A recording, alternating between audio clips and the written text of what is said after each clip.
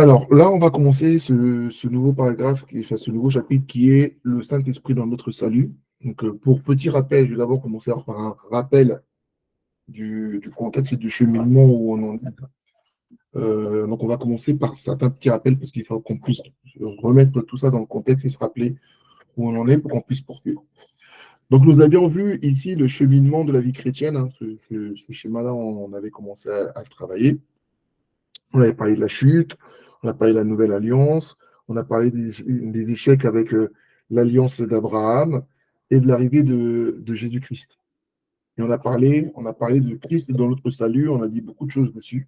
On va attendre de revenir un petit peu dessus, de la résurrection, et on avait dit qu'en fait, quand on arrivait ensuite sur ce processus de nouvelle création et de croissance spirituelle.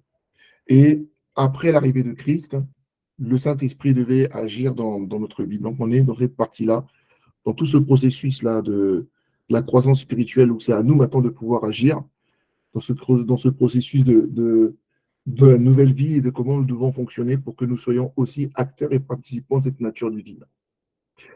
Donc, pour rappel, on va reparler du projet du salut. Est-ce qu'il y en a qui peuvent... Alors, je vais peut-être donner quelques pistes, mais j'aimerais bien qu'on puisse se remettre tous dedans, que vous puissiez vous concentrer. Nous avions dit que dans le projet du salut, il y avait combien d'acteurs?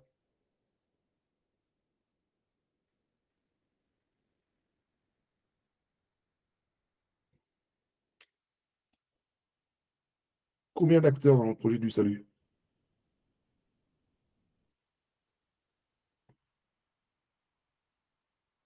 Vous pouvez ouvrir vos micros, hein. 4. Combien? J'ai pas entendu. 4. 4, oui. On a 4 acteurs et on a 5 étapes. Le premier acteur du projet du salut, c'était qui?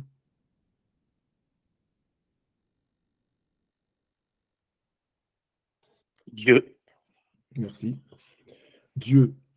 Dieu, dans le projet du salut, on a dit que lui, il va avoir un rôle d'architecte. Et l'architecte, c'est celui qui va concevoir le projet. C'est celui en tant qui va l'élaborer, qui va en avoir l'idée. Le deuxième acteur, c'était Jésus, Le oui, Christ. le Christ. Et le Christ, on avait dit lui, il va avoir un rôle de maître d'œuvre. C'est lui qui va exécuter le plan qui a été pensé par Dieu pour nous. Le troisième, le Saint-Esprit, merci. Le Saint-Esprit, ça va être un petit peu. C'est pas vraiment le maître d'œuvre, lui, c'est comme un peu un chef d'équipe. Hein. Une fois que le projet a été lancé, que le maître d'œuvre a lancé l'exécution du plan, il a fait la maquette, il a préparé toutes les choses, le Saint-Esprit, il va arriver pour pouvoir appliquer l'exécution du plan de Christ dans notre vie. Voilà. Le quatrième acteur, l'homme, merci. L'homme, c'est lui qui va bénéficier du plan de Dieu et lui, sa mission, ça va être d'accepter ce plan et d'accepter en fin de compte d'être dirigé par ce chef d'équipe qui est le Saint-Esprit et qui est celui qui va suivre les instructions que le Christ aura laissées. Et enfin, le dernier acteur, Dieu. merci. C'est ça qu'on avait parlé. Donc le dernier acteur, c'est le Seigneur, puisque toutes ces choses-là sont faites pour lui. Et le but, c'est de rappeler un petit peu pourquoi tout ça a été mis en place. Alors, si vous vous souvenez, pour remettre dessus, pour pouvoir recomprendre, pour bien remettre en place cette notion du plan de Dieu, il est important de revenir sur c'était quoi à l'origine l'histoire du plan de Dieu. Donc, de faire une... oui, Pardon. en fait, pour que Dieu puisse décider de mettre un plan, c'est quelque chose qu'il n'avait pas. Donc, à la création, ça, on l'a vu, on a encore revu ça encore dernièrement. À la création, Dieu avait créé les choses, l'homme non, il y avait une destinée qui lui a été donnée avec des instructions, il devait profiter, et puis les choses ont un petit peu dérapé, les choses se sont envenimées. Et donc Dieu a mis un plan pour régler tout ça. Mais l'objectif, c'est de comprendre un petit peu, je voudrais qu'on puisse bien ressaisir pourquoi Dieu a eu besoin de mettre un plan en place. Et après, on a dit, moi j'ai parlé tous ennemis de Dieu. Est-ce que ça parle à quelqu'un? l'origine du plan. Pourquoi? Enfin, c'était quoi le constat, l'état des lieux?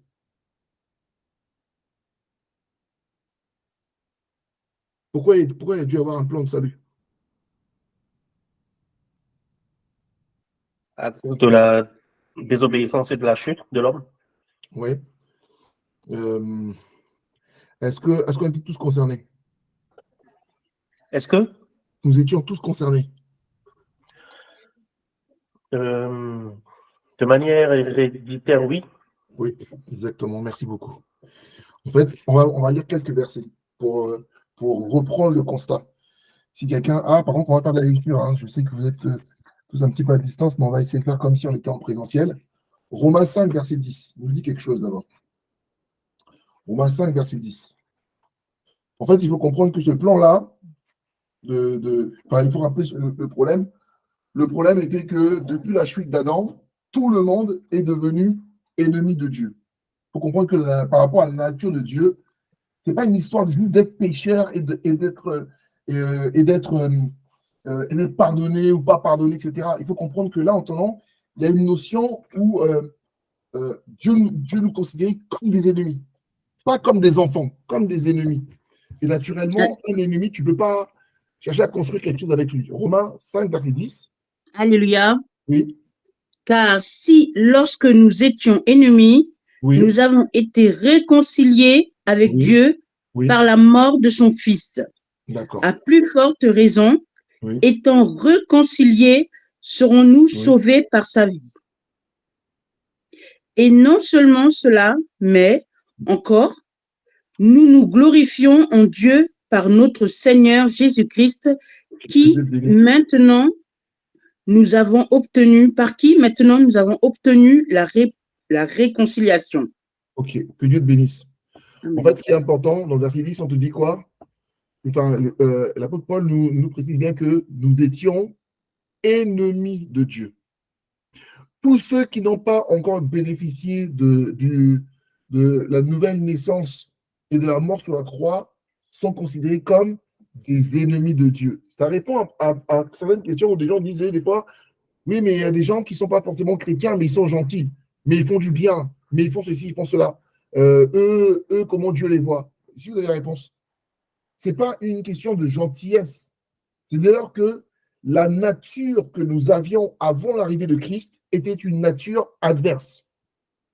Parce que le Seigneur lui-même avait expliqué, quand il avait parlé à un moment donné aux Juifs, là, dans le livre, je crois que c'est dans Jean 8, où à un moment donné, il disait même aux Juifs, mais s'agissant à tous les autres, alors si, à plus forte raison à tous les autres, il a dit qu'il ne pouvait pas comprendre le langage de Christ parce qu'il avait pour père le diable. La nature pécheresse avait, depuis la chute d'Adam, dit que les gens avaient spirituellement pour enfantement le péché, pour père le péché et le diable. Donc naturellement, par nature, par décret, ils étaient ennemis de Dieu.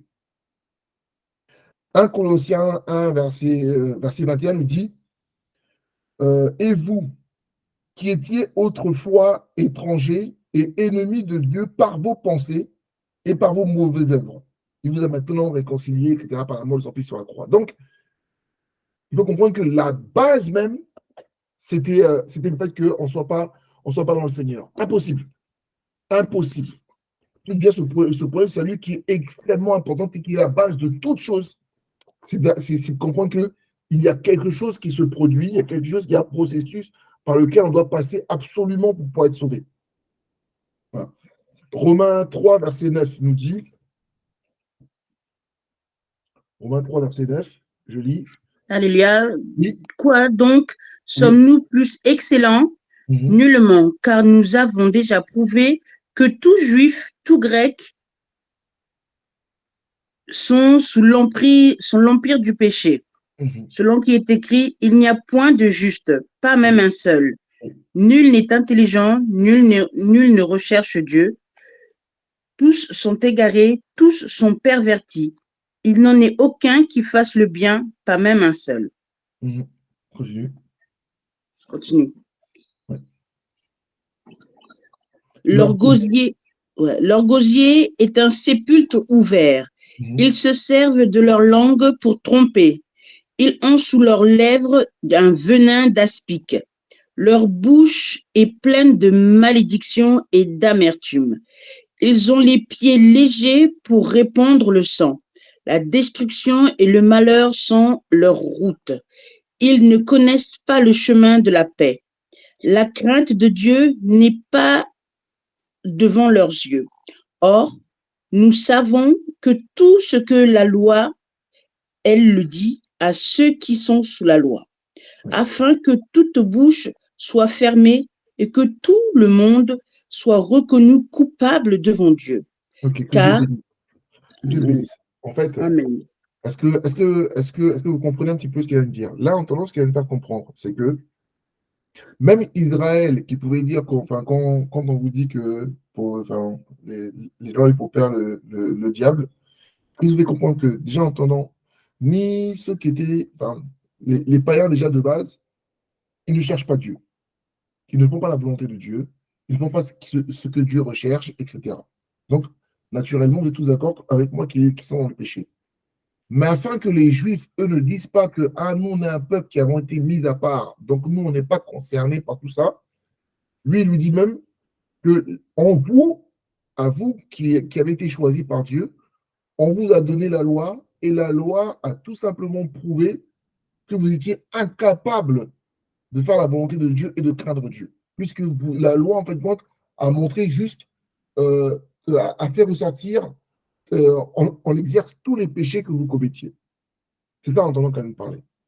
Et Matthieu 6, verset 2, enfin Romains 6, verset 2, nous dit, je vais lire, alors, qui dirons-nous donc? Demeurions-nous dans le péché afin que la grâce abonde? Loin de là. Nous qui sommes morts au péché, comment vivrions-nous encore par le péché? Donc là, en fait, ce que je veux comprendre, c'est qu'on vivait par le péché. On était tous pécheurs, on était tous ennemis de Dieu. Donc, le constat, c'est que le projet de salut qui a été mis en place par Christ, c'est un projet pour nous réconcilier avec Dieu parce qu'on était tous ennemis de Dieu. Ça, c'est le premier point d'abord qu'il faut absolument que nous ayons en tête. Donc, quel est l'objectif maintenant du Seigneur? Dieu va jouer son rôle d'architecte, donc de concepteur du projet, de l'idée qui va faire changer les choses, il va faire mûrir, et son but, c'est de faire une remise à zéro de la création qui a été pervertie euh, avec l'homme, en créant une nouvelle terre, et j'ai nommé ça de nouveaux citoyens, de nouveaux habitants. Donc 1 Corinthiens 5, verset 17, nous parle de ça. Donc, la croix n'est pas une finalité. Hein. La croix, c'est juste une étape d'un projet. 1 Corinthiens 5, verset 17.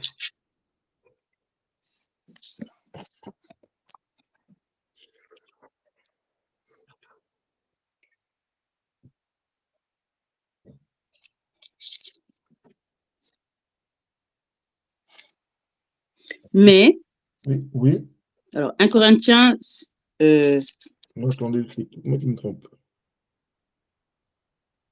1 Corinthiens 5, Ouais, il n'y a pas de verset 17. non, il n'y a pas de 17. C'est 2 Corinthiens 5, excuse-moi. Ah. Verset 17. Alors, je prends. Si quelqu'un est en Christ, il est une nouvelle création. Les choses anciennes sont passées, voici, toutes choses sont devenues nouvelles.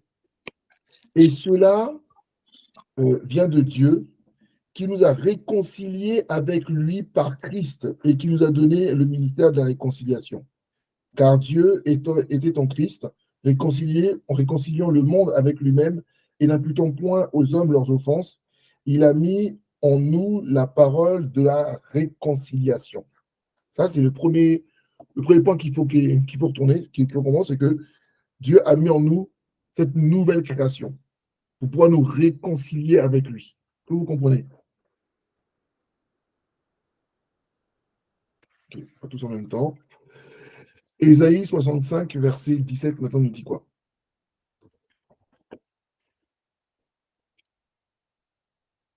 Est-ce que vous avez tous votre Bible avec vous?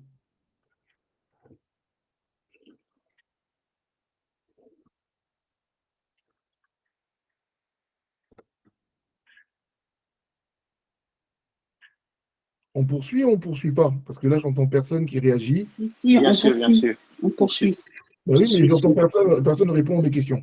Si. Est-ce que vous avez vos Bibles avec vous? Oui, moi j'ai ma Bible. Les autres? Non, je l'ai pas.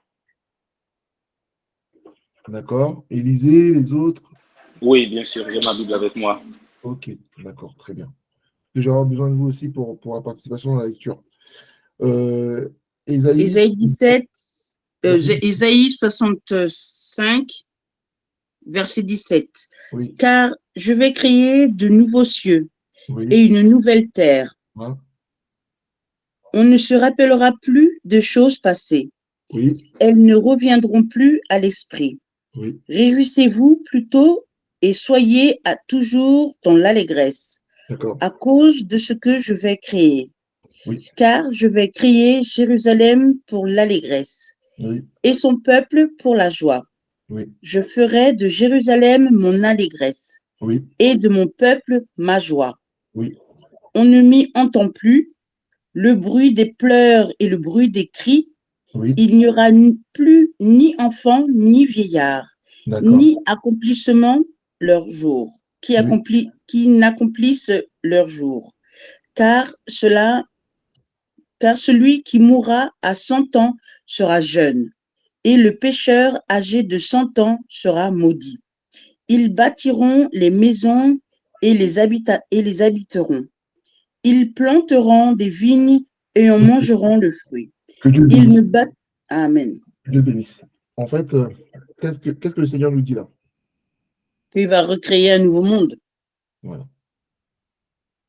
Dieu était déjà en train de prévenir que la terre qui a été corrompue là, on ne veut pas du vin nouveau dans une vieille outre, il est obligé en fait de détruire cela et il va créer une nouvelle terre, des nouveaux cieux, il va créer en fin de compte de nouvelles habitations et une nouvelle population qui va y vivre. D'où le fait qu'il fallait que l'ancienne nature, celle qui était pécheresse, celle qui était ennemie, puisse complètement disparaître pour qu'il puisse ramener quelque chose de nouveau. Maintenant, cette nature-là et ces choses nouvelles ne seront pas données à tout le monde. Il va y avoir seulement certaines personnes qui vont être choisies, des personnes qui sont choisies selon le caractère de Dieu. C'est pourquoi dans Jean 14, verset 19, il nous dit ceci. Donc là, en entendant, on est juste dans du rappel. Hein. On est juste dans du rappel pour essayer de bien se resituer parce que ce qui est souvent compliqué dans la vie des chrétiens, c'est qu'ils ont du mal à faire le lien entre les choses.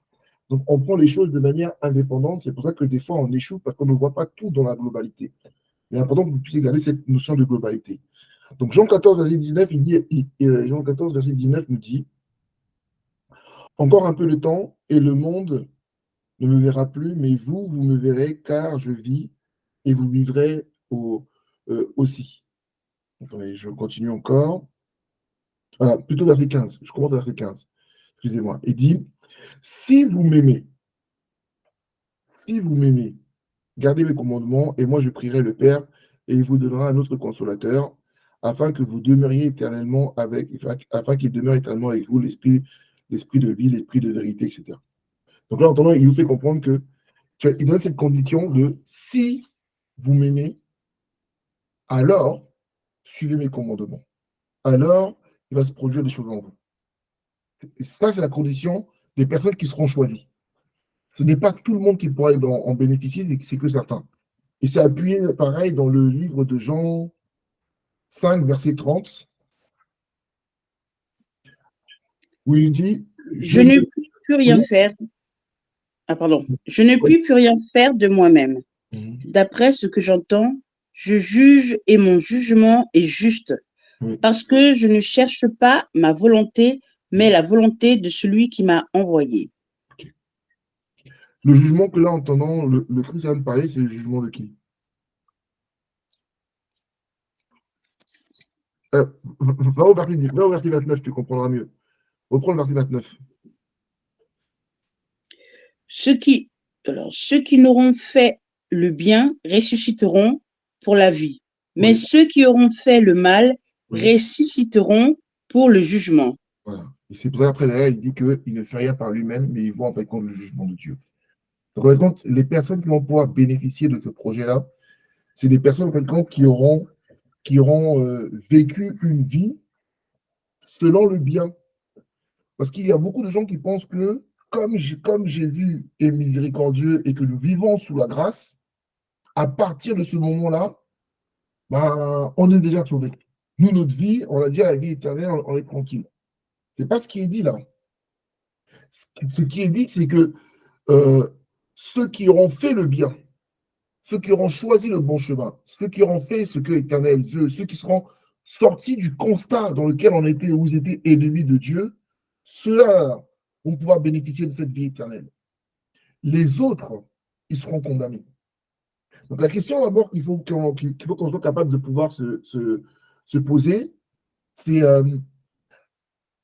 comment on fait pour pouvoir faire le bien? Comment on fait pour vivre une vie en faisant le bien et non le mal?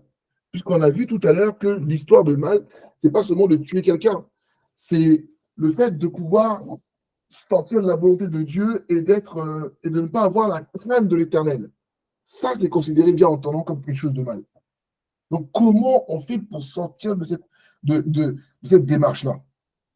Et pour sortir de cette démarche-là, maintenant, l'exécution du plan que Dieu a mis en place, c'est l'élection de Dieu par son amour. L'élection de Dieu par son amour. Donc, Jean 1, verset 1, vous connaissez tout ça. Au commencement était la parole était avec Dieu, etc., etc. La parole était Dieu, elle est descendue au milieu de nous, pleine de grâce. À tous ceux maintenant qui ont reçu la parole de Dieu, à tous ceux maintenant qui donnent leur vie à Jésus, elle a donné le pouvoir de devenir enfants de Dieu. Et on avait vu dans la partie précédente là, de l'exécution du plan par Jésus, que le fait de connaître à ceux qui ont cru en lui, à ceux qui ont eu cette connaissance-là, on ne parle pas d'une connaissance intellectuelle, mais on parle d'une connaissance par l'expérimentation.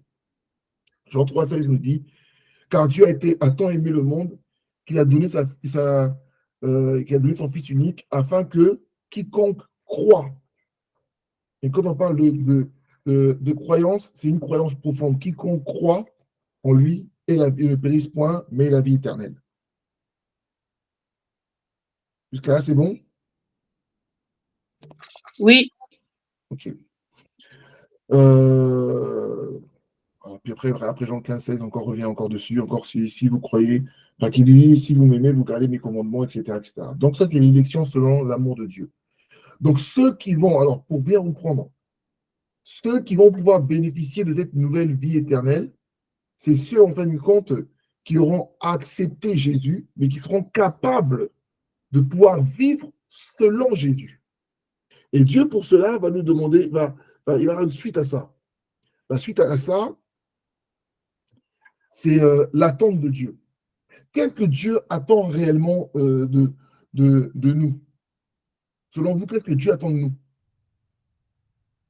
Quand Dieu a mis tout ce plan-là en place, quel était l'objectif de Dieu?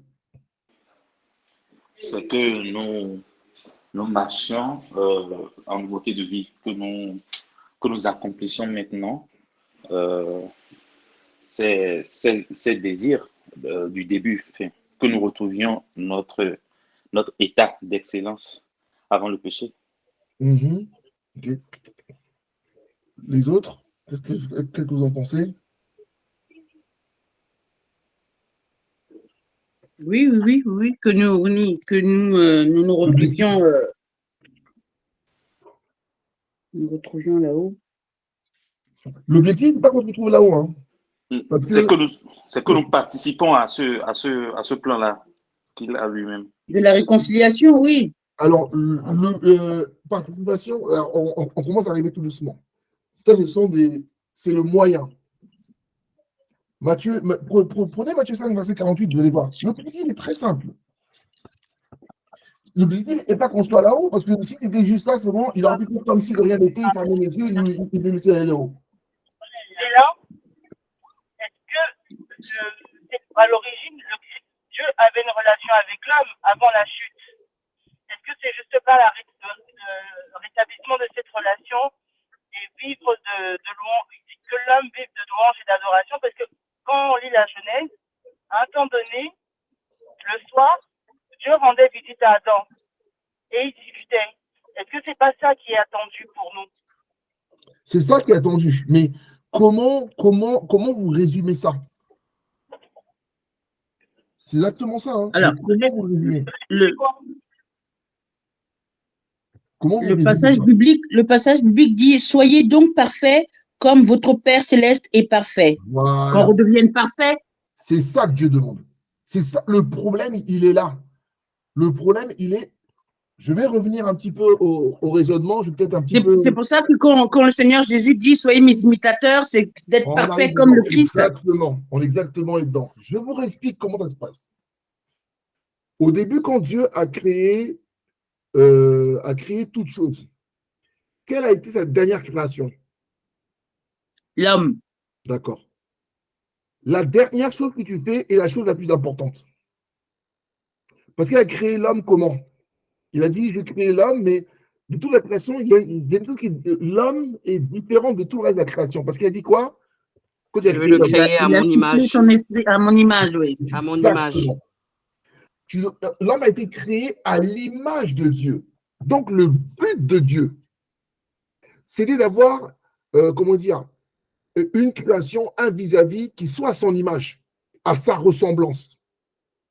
Sauf que quand l'homme commence à rentrer dans le péché, devient ennemi de Dieu, c'est parce que son image devient différente de celle de Dieu, assez corrompue. Donc, quand Dieu, alors Dieu, oui, il veut recréer Jérusalem pour pouvoir revivre au milieu, enfin, pour pouvoir revivre parmi les hommes, etc., ça, on est d'accord.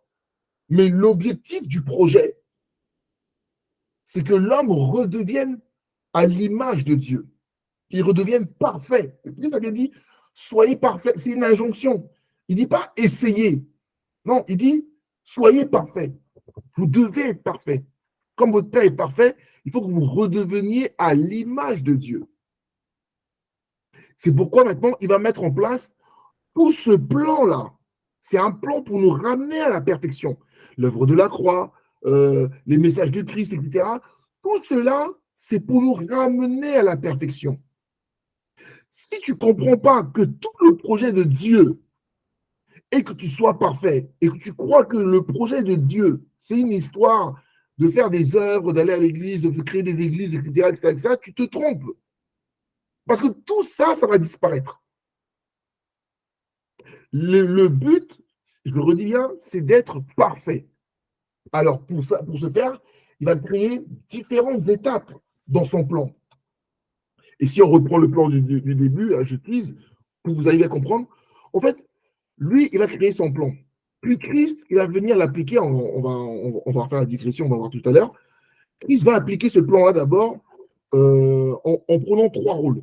On va en parler. Lui va faire sa part. Il va tout créer. Il va donner les instructions, il va pouvoir montrer ce qu'il y a à voir, enfin, ou comment faire les choses, il va rendre les choses concrètes.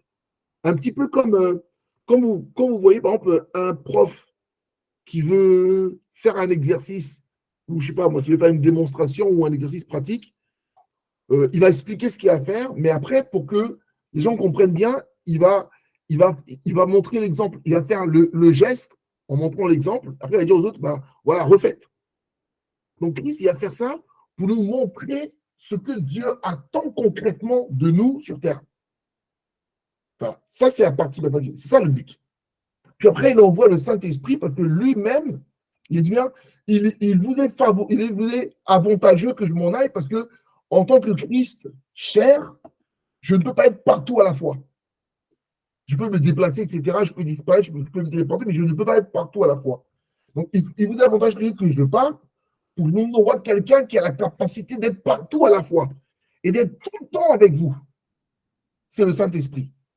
Et le Saint-Esprit va continuer à avoir ce rôle-là de vous montrer ce que vous avez à faire tous les jours de votre vie pour être parfait.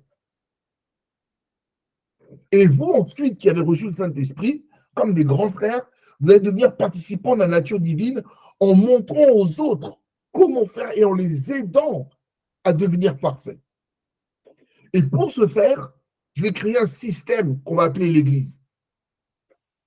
L'Église va devenir une école, un centre de réhabilitation, de rééducation pour aller à la perfection.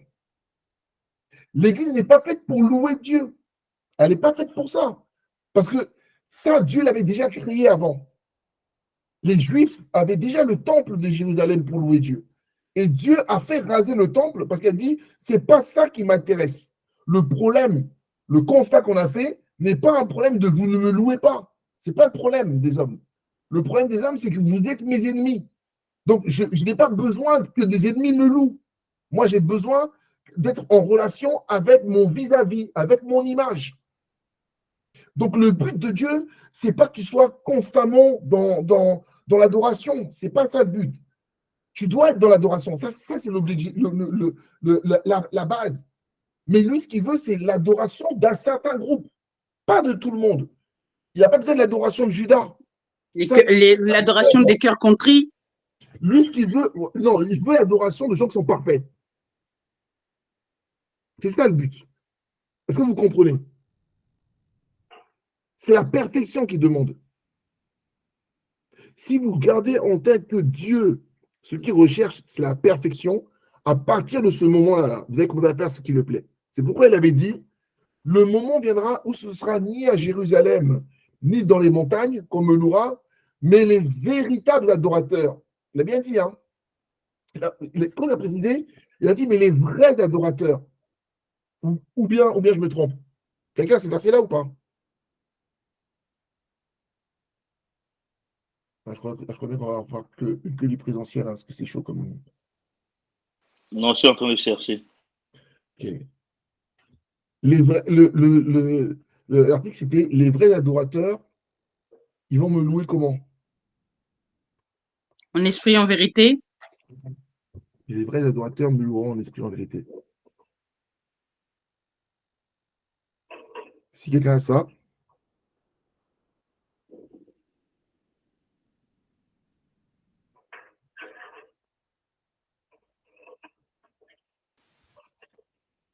Alors, il y a Jean 4, Jean 4, verset Alors, 24. c'est Jean. Jean 4, 23. Oui, Mais l'heure. Ah, Mais vas-y. l'heure vient et Oui. elle est déjà venue oui. où les vrais adorateurs Ah, adoreront le Père en esprit et en vérité. merci, maman. Si Car il précise, oui, s'il précise les vrais adorateurs. Jean combien? Jean 4, 23. Oui, je disais, s'il précise que l'heure vient où les vrais adorateurs, s'il précise les vrais adorateurs, c'est en opposition à quoi? Les faux adorateurs. Ah oui. S'il dit qu'il y a des vrais adorateurs, c'est qu'il y a des faux adorateurs. Mais les faux adorateurs, ils adorent, on est d'accord. Il n'a pas dit qu'ils n'adoraient pas. Il a juste dit qu'il y a des vrais adorateurs. Et il y a des faux adorateurs. Et quelle est la différence entre les vrais adorateurs et les faux adorateurs? C'est la suite du verset, il dit quoi? Les vrais adorateurs adoreront comment? En esprit, en En vérité. esprit, En vérité. En esprit. Et le deuxième truc, surtout, en vérité. Les faux adorateurs ne peuvent pas adorer en vérité. Ils vont adorer dans un mensonge. Et c'est cette partie-là, en tenant d'adoration dans le mensonge, là, qu'on revoit aujourd'hui dans les problématiques de la vie des chrétiens, où les gens font les choses pour de vaine gloire, ils font les choses par esprit de parti, ils font les choses en offensant, ils font les choses en se fâchant, ils font les choses en péchant, ils font les choses. Voilà, les faux adorateurs, ce sont les personnes qui sont restées ennemies de Dieu. Ils sont ennemis de Dieu. Et eux, ils ne louent pas en esprit. Parce que quand il parle de les vrais loueront en esprit et en vérité, il prenait ça en opposition à d'autres personnes qui disaient, à la Samaritaine qui disait que oui, mais nous, vous louez Dieu à Jérusalem et nous, on le loue dans la montagne. Il parlait de lieux physiques, d'endroits réels, physiques, palpables, tangibles. Et lui, il dit, dans les derniers temps, il n'a pas dit que maintenant, on louera Dieu dans tous les lieux. ou dans toutes les villes, ou dans tous les pays. C'est pas toi qui parle. Il dit maintenant la véritable adoration, elle est, comment dire, elle est impalpable. C'est quelque chose qu'on ne peut pas voir. C'est quelque chose qui se passe dans le monde spirituel. C'est pourquoi je vous disais que le système que Christ a créé pour aller à la perfection, c'est son Église. Et Christ, lui, quand il a donné son Église, quand il a commencé à parler de son Église, il n'y avait pas de lieu. Il a parlé d'un système qui est son corps. Est-ce que son corps, là, tu peux le voir? Qui peut voir le corps du Christ, là? Dites-moi qui voit le corps du Christ. Personne. Personne. Vous ne pouvez pas le voir. Mais pourtant, nous savons que nous sommes dans le corps du Christ, non? Donc, si on est dans le corps du Christ et le corps du Christ n'est pas visible, donc en fait, quand on est inclus dans un corps invisible. On est d'accord? Oui. Donc, on ne peut pas allier le corps du Christ à un lieu spécifique ou un lieu tangible où tu paies un loyer, où tu touches des murs. Ce n'est pas le sujet. Ça, c'est ceux qui louent en mensonge. Et Devant là. Oui. Juste, j'ai une petite question parce que ça me tarente un peu. Parce que ce que tu dis, c'est vrai, en esprit, en vérité. Mais maintenant, qu'en est-il des personnes qui pensent que ce qu'ils font, c'est en esprit, en vérité? Mais, ma soeur, quel est le contraire de la vérité? Oui, c'est le mensonge. Mais il y en a qui... mais parce que là, aujourd'hui, on peut dire le mensonge et tout, mais il y a des personnes qui sont persuadées que ce qu'ils font, c'est en esprit, en vérité. D'accord, je comprends ce que tu veux dire. Tu vois? Mais tu vas voir. Après, c'est justement... Là, c'est bien parce que tu poses des questions qui vont nous ramener maintenant sur le rôle du Saint-Esprit. Qui vont nous expliquer l'action du Saint-Esprit dans notre salut. Parce que tu vas voir qu'après, derrière, on parlera de l'action du Saint-Esprit. Il y a plein de choses qui vont rentrer dedans. Okay. Voilà pourquoi, en fait, quand on parle d'esprit. Parce que je vais te poser une question. La Bible dit que Jésus est le chemin, la vérité et la vie. Tu es d'accord avec ça ou pas? Oui. Ok. Que nul ne peut aller au Père sans passer par lui, n'est-ce pas? Oui. Ok. Je peux mettre les deux pieds dans le plat? Vas-y. Okay. Est-ce que les musulmans, par exemple, croient que Jésus est le Fils de Dieu? Non. Ok. Ils ont leur croyance, on est d'accord? Oui. Ils sont sûrs de leur croyance, on est d'accord? Oui, ils disent que Jésus, c'est un prophète. D'accord, mais là, toi qui connais la vérité, est-ce que ces personnes-là peuvent être sauvées? Bah non, puisque à partir du moment où elle ne suit pas Christ et qu'elle dit que Christ est qu'un prophète et que c'est pas par lui qu'elle sera sauvée, elle ne pourra pas être sauvée. Donc, par extension, ce n'est pas un problème de penser savoir. C'est d'être capable de savoir. Ouais, mais tu vois, là, tu as pris l'exemple de la confession musulmane qui va être en contradiction juste avec la partie de Jésus.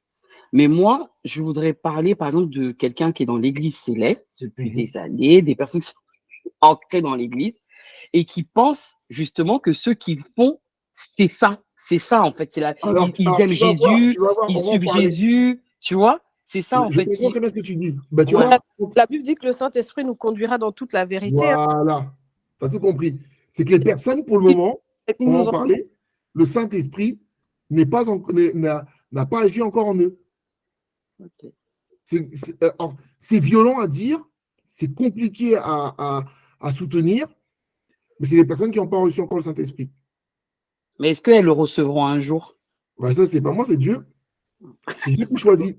Il y a un verset qui dit que ce n'est pas moi qui vous ai choisi, ce n'est pas vous qui l'avez choisi, c'est moi qui vous ai choisi. Afin que vous puissiez demeurer, afin que vous puissiez porter du fruit, etc.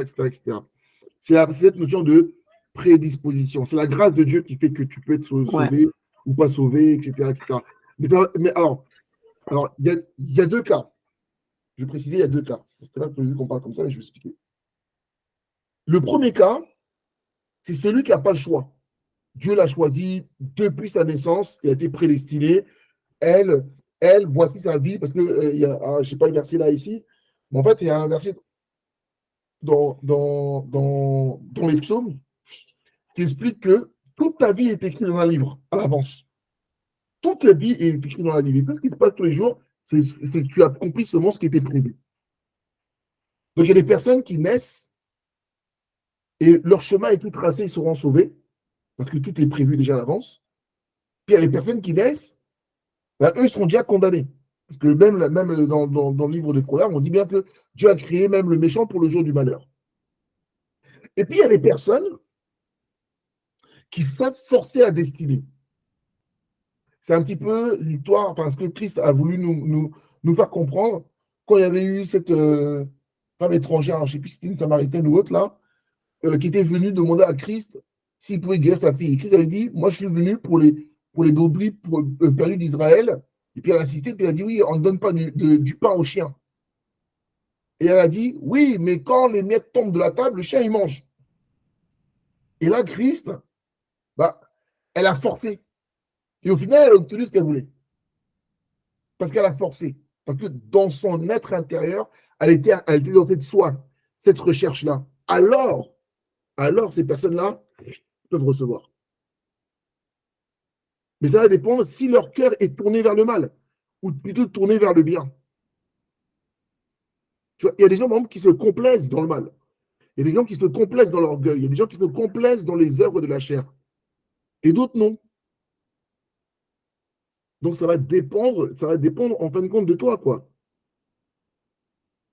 Je sais pas si j'ai répondu à ta question. Si, merci. Ok, super. Donc, globalement, voilà, voilà ce que je voulais dire. Donc, Dieu qui était architecte, on vient de parler de ça.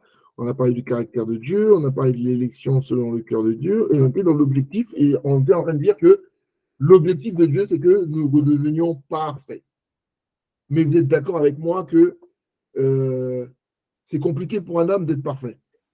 On ne peut pas l'être par nous-mêmes. Dès là, tu peux remettre le truc, l'objectif 3, s'il te plaît.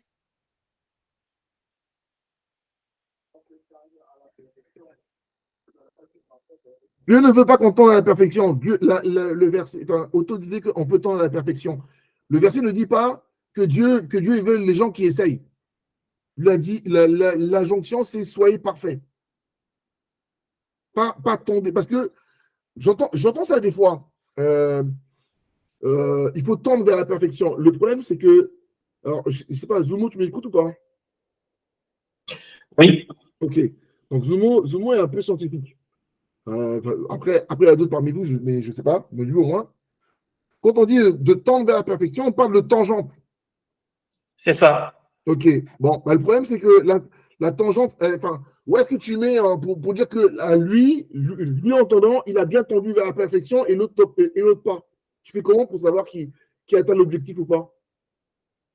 Ben, la tangente, elle touche l'objectif, mais quand on s'attend plus vers l'infini. Donc, on ne verra pas, en fait. Voilà. Ça t'atteindra jamais. En fait, la Non. tangente te donne justement, enfin, se rapproche, mais ne touche jamais. Tu es d'accord avec moi, Otto? Bon, maintenant, si je dis que, je prends un exemple, je dis, voilà, dès là, lui, il tend vers la perfection, mais je vole dans les caisses de la paroisse, je mange, je triche, etc. Tu vas dire, mais non, mais dès là, en tenant, il pêche. Je vais dire, oui, mais avant aussi, j'ai gorgé les gens, mais là, maintenant, j'égorge plus, je dis que c'est pas bien. Mais bon, voler, ça me dépasse, il faut quand même que je vole. Est-ce que je suis en train de vers la perfection? Ben si, parce que j'essaye de faire un effort, mais ce n'est pas suffisant. Donc Dieu, lui, il ne cherche pas des gens qui essayent. Ils veulent des gens qui réussissent. Et comme il sait que l'homme ne peut pas réussir par lui-même, il va faire une nouvelle chose. Il va envoyer son fils comme maître d'œuvre. Il va avoir une première action. La première action, ça va être l'expérimentation. Pour que Christ puisse expérimenter, on l'avait déjà lu, Christ va se dépouiller de toute sa divinité et il va naître comme un homme dans la même chair pécheresse que les hommes, pour subir les mêmes tentations, les mêmes difficultés, et il va expérimenter une vie de pèlerin sur terre, sans jamais fauter. C'est pourquoi il vous dit, je suis le chemin, la vérité et la vie, parce que moi, mon chemin, il va ni à gauche, il va ni à droite. Si vous suivez ce chemin-là, vous arrivez à la bonne destination. Donc, il vient expérimenter d'abord lui-même. Lui-même, d'abord, il expérimente. Pourquoi on expérimente?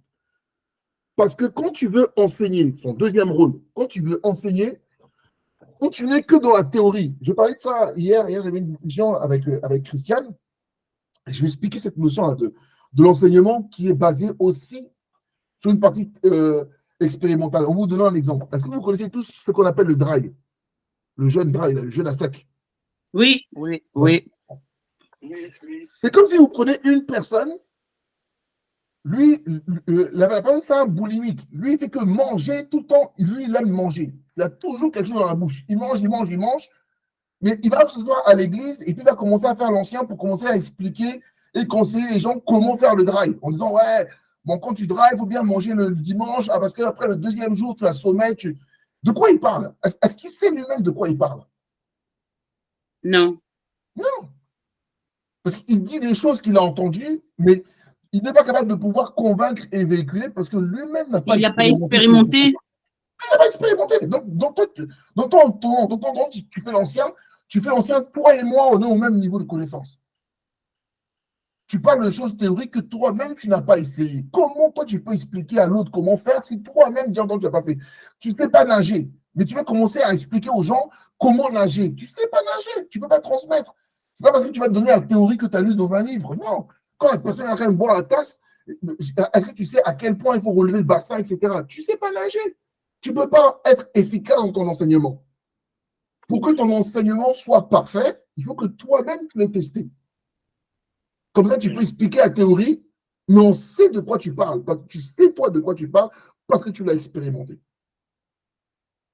C'est pourquoi Christ, dans son deuxième rôle d'enseignant, enseignant pour dire quoi? Lui, il est venu vivre cette vie-là de perfection, où Dieu dit, soyez parfaits. Comme lui, il est à l'image de Dieu. Et comme lui, il dit même, soyez mes imitateurs. Il est obligé de montrer le geste. C'est quand il va montrer le geste que les autres maintenant voient comment lui s'était comporté. Donc Dieu va mettre tout un tas d'événements sur la vie de Christ, tout un tas d'actions, de situations, de rencontres de personnes, pour qu'on puisse voir le maximum de situations dans lesquelles Dieu dit, dans cette situation-là, voilà comment il faut agir. Dans cette situation-là, voilà comment il faut agir. Et là, ce n'est pas moi, Dieu Tout-Puissant, qui est insensible au péché qui le dit.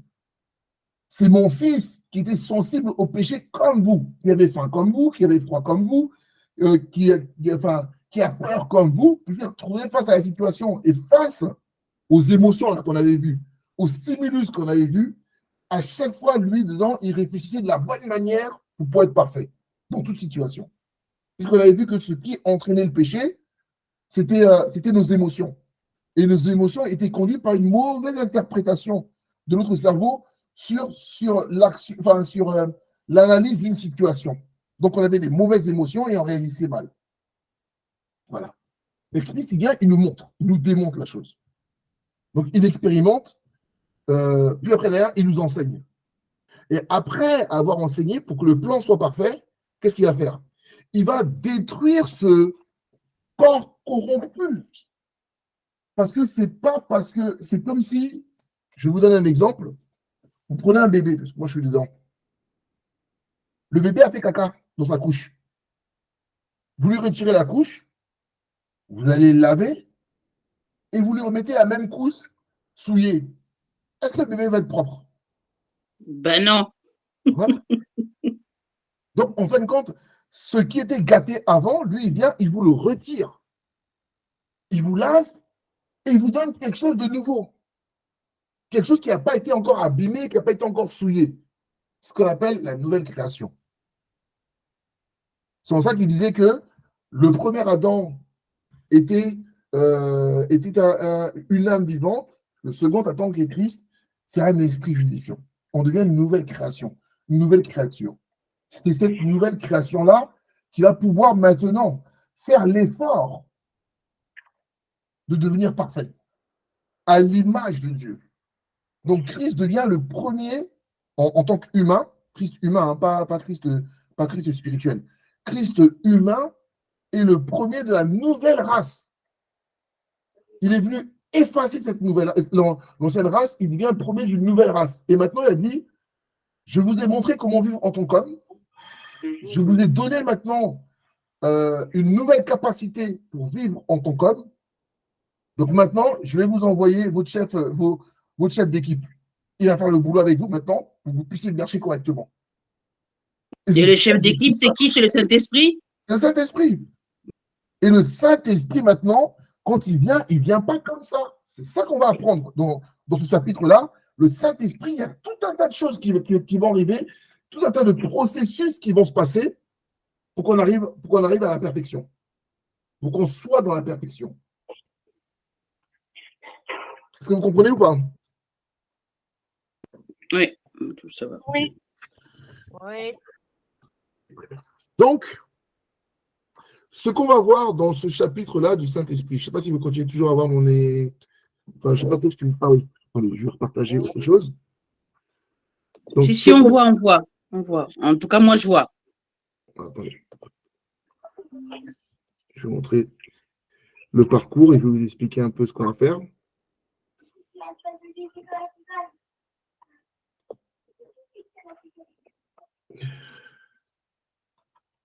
Hop. Alors, le programme de ce module, de ce chapitre, donc là, on va faire un petit peu l'introduction au module pour essayer de comprendre le rôle du Saint-Esprit. Là, maintenant, on arrive à tout ce qui s'est passé avant. Et maintenant, le Saint-Esprit va commencer à rentrer en action pour jouer sa partition. Si vous avez des questions, n'hésitez pas à couper moi. On avait vu que le Saint-Esprit a un rôle à 2 niveaux. Et ce rôle à 2 niveaux va dépendre de sa localisation. Est-ce que quelqu'un peut me rappeler les différentes localisations du Saint-Esprit? Sur nous, en nous, avec nous. D'accord. Sur nous, il n'y avait pas autour de nous? Non. Non. Non, non. Alors, sur nous, c'est quoi? Pour vous? Il y en a qui se rappellent? En nous. Est-ce que ça parle à quelqu'un? Dans le cœur, non? Oui, mais est-ce que ça correspond à quoi?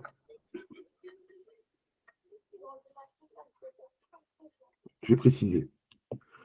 Il y a 2 endroits, il y a 3 endroits, effectivement, sur nous, en nous et avec nous. Avec nous, on n'en parlait qu'une seule fois. C'est lorsque Christ dit aux disciples qu'il enverra le Saint-Esprit. Le monde ne le connaît pas, mais vous le connaissez déjà parce qu'il est avec vous.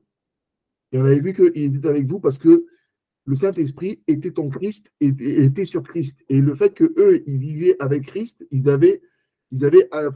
voyaient en fin de compte le fonctionnement du Saint-Esprit. Donc, eux le connaissaient. Mais quand le Christ allait repartir, il ne serait plus avec eux. Les seules 2 localisations que le Saint-Esprit aura ensuite, c'est le Saint-Esprit en nous, en eux, et le Saint-Esprit sur nous, ou sur eux. C'est ce qu'on va voir. Le Saint-Esprit en nous, comment vous définir ça? Le Saint-Esprit en nous, c'est la capacité, comment vous expliquer ça? Le Saint-Esprit en nous, il va vous donner il va nous communiquer en fin de compte sa nouvelle naissance et la capacité à faire la volonté de Dieu, tu vois, à aller dans le perfectionnement des saints. Enfin, comment dire ça autrement? Pas me tromper. En fait, le Saint-Esprit en nous, il va nous communiquer la nouvelle naissance. Il va appliquer tout ce qui s'est passé sur la croix, il va l'appliquer sur nous. Toute l'exécution que Christ est venu faire sur terre, il va tout télécharger comme si on prenait une clé USB, on vous le mettait dedans. Et après, son travail avec lui, ça va être maintenant de nous accompagner dans notre croissance. Parce que vous vous rappelez, on avait parlé, quand on est nouveau, on a un bébé. N'est-ce pas? Vous vous souvenez, non? Oui. Ouais. Ok. Et quelle était la caractéristique d'un nouveau-né? Spirituellement, c'est quoi? C'est quoi le problème du nouveau-né? Boire le lait, pas manger solide. Il n'est pas autonome. Il n'est pas non plus autonome. Il ne connaît rien. Mais il y avait aussi une nature, c'était que on disait que le problème, c'est qu'il était charnel. un nouveau-né spirituel et une personne du monde, on ne voit pas encore la différence parce qu'il est charnel, parce que justement il est au lait, parce qu'il n'est pas encore autonome, parce que voilà, il n'a pas eu encore cette croissance spirituelle, il n'a pas appris encore à marcher, à parler, à penser, à raisonner dans le royaume de Dieu. Donc Et qu'il a besoin d'un tuteur, on avait vu. Voilà, il a besoin de tuteurs, il a besoin de croître, etc. Et c'est le Saint-Esprit, comme un enfant. Un enfant, au début, il naît et il touche à des choses. Non, ça ne touche pas. Ça, non, ne dis pas ça. On ne fait pas comme ci, on ne fait pas comme ça, etc. Ça, c'est le Saint-Esprit en nous, il a le rôle d'éducateur. Tu vois, il va appliquer l'œuvre de la croix dans nos vies et il va nous conduire dans toute notre éducation. Voilà. Donc, en fait, il va se faire le relais de Christ. Donc ça c'est ce qu'on va voir. On travaillera dessus, c'est ce qu'on appelle passer de la métanoïa à l'anakainos. En fait, tu passes de la conversion dedans à la maturité spirituelle. Ça, c'est le Saint-Esprit en nous. Il va y avoir tout un tas de processus qui va nous permettre de faire ça. Après, alors, le Saint-Esprit sur nous, qui va avoir deux rôles. Et on verra ces deux rôles. Le premier rôle, ça va être les dons du Saint-Esprit dans notre vie, pour notre vie. Et ça, c'est Ésaïe 6 qui nous ont parlé quand on parlait de Christ, où il a parlé des 7 dons que Christ avait. Il était rempli du Saint-Esprit, esprit de sagesse, esprit d'intelligence, esprit de connaissance, esprit de force, esprit de crainte de l'Éternel. Et puis j'en ai oublié encore quelques-uns. Voilà, ça c'est comment les dons que le Saint-Esprit te donne, cette capacité par rapport à toutes les situations qui te concernent, à pouvoir marcher selon Dieu. Le Saint-Esprit, il va te conduire, il va te parler, il a un partenaire, il peut discuter, etc. Il peut parler de choses. Ça, c'est le Saint-Esprit sur toi que Dieu va te donner. Le deuxième Saint-Esprit sur toi, le deuxième don du Saint-Esprit sur toi, ça va être les dons qui sont donnés pour l'édification de l'Église. Ça veut dire tout à l'heure, c'est Élisée qui disait ça, qui en parlait un peu, le fait que le Saint-Esprit nous est donné pour qu'on soit participant de la nature divine, participant du projet de Dieu. Ça veut dire que Dieu a donné son plan, Christ il est venu, il a appliqué, puis il est parti, puis après derrière le Saint-Esprit est venu, il a touché les apôtres qui ont aidé d'autres personnes, et quand les apôtres sont partis, les autres personnes ont pris le relais, etc., etc., etc. Et ça arrive maintenant à notre génération.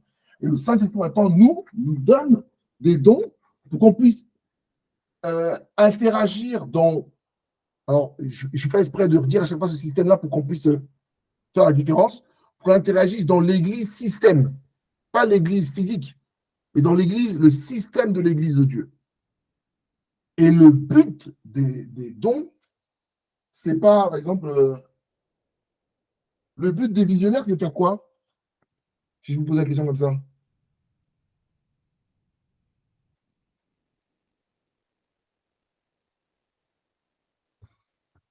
De retranscrire le message. Le message de Dieu. Qui vient de Dieu. Non. Ben, quand on retranscrit, en fait, on avertit. Ouais, mais c'est pas le but de Dieu, c'est pas d'avertir. Je vous ai dit tout à l'heure quelque chose. D'être un canal? Non. Ça, c'est ce que vous pensez. On l'a dit tout à l'heure. Le but de Dieu, c'est lequel? On revient toujours à la même chose. Ah, d'être parfait. Ben ouais. Donc, en fait, le prophète, il est appelé justement à. En fait, c'est avertir que les gens font mal pour qu'ils puissent revenir de leur mauvais penchant, par exemple. C'est d'être le porte-parole de Dieu. Le Saint-Esprit va les utiliser pour pouvoir parler. Le but, c'est le perfectionnement des saints. On a vu ça tout cet été quand on est dans le culte, on en reparlera dans les dons. Les dons nous sont donnés pour l'édification du corps de Christ, pour le perfectionnement des saints, et jusqu'à arriver à l'unité de la foi, l'unité parfaite de la foi. C'est-à-dire que tout le monde, dans sa foi, voit les choses de la même manière qui est la vérité. Cette vérité-là où Christ a dit ils me loueront en esprit en vérité. Le but du prophète, à la base, c'est de guider le peuple vers Dieu ou de donner les instructions de Dieu dans le but qu'on fasse la volonté de Dieu. C'est pour ça que d'habitude, il y a des prophètes qui sont très bons. Ils vont donner des messages quand il y a un danger. Ouais, attention à mort subite, attention à mort subite, attention à mort subite. Mais quelle est la mort la plus importante?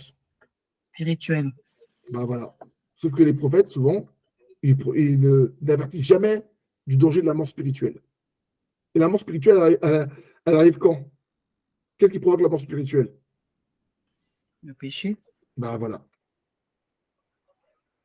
J'entends plus de prophètes et de visionnaires qui vous parlent des dangers physiques. Ouais, Dieu m'a dit que tu vas être malade. Ouais, Dieu m'a dit que tu vas perdre ton boulot. Ouais, Dieu m'a dit qu'il y avait une mort subite. Ouais, Dieu m'a dit que tu vas avoir un enfant. Dieu m'a dit qu'il va ceci. Dieu m'a dit qu'il va te donner un foyer. Dieu m'a dit que tu vas voyager. Mais la vraie mort, la plus importante du vrai projet, à la base, c'est qu'on fasse partie de ceux qui sont parfaits et qui vont hériter du royaume des cieux.